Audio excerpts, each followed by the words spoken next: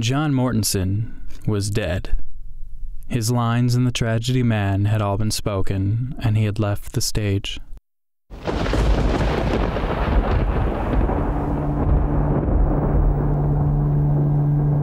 The body rested in a fine mahogany coffin fitted with a plate of glass. All arrangements for the funeral had been so well attended to that had the deceased known, he would doubtless have approved. The face, as it showed under the glass, was not disagreeable to look upon. It bore a faint smile, and as the death had been painless, had not been distorted beyond the repairing power of the undertaker. At 2 o'clock of the afternoon, the friends were to assemble to pay their last tribute of respect to one who had no further needs of friends and respect. The surviving members of the family came severally every few minutes to the casket and wept upon the placid features beneath the glass. This did them no good. It did no good to John Mortonson, but in the presence of death, reason and philosophy are silent. As the hour of 2 approached, the friends began to arrive, and after offering such consolation to the stricken relatives as the proprieties of the occasion required, solemnly seated themselves about the room with an augmented consciousness of their importance in the scheme funeral. Then the minister came, and in that overshadowing presence the lesser lights went into eclipse. His entrance was followed by that of the widow, whose lamentations filled the room. She approached the casket, and after leaning her face against the cold glass for a moment, was gently led to a seat near her daughter.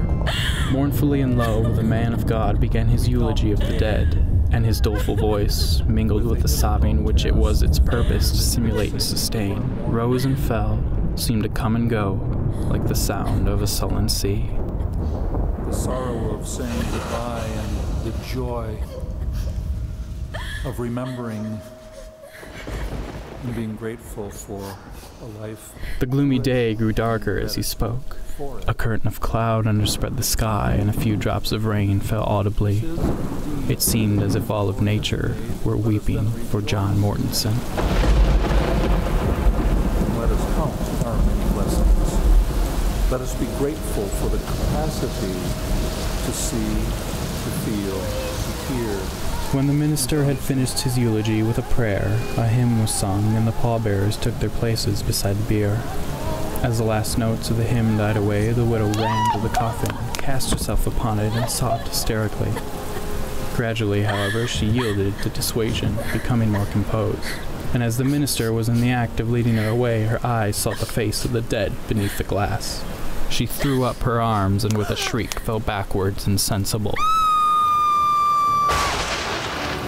The mourners sprang forward to the coffin, the friends followed, and as the clock on the mantel solemnly struck 3, all were staring down upon the face of John Mortonson, deceased.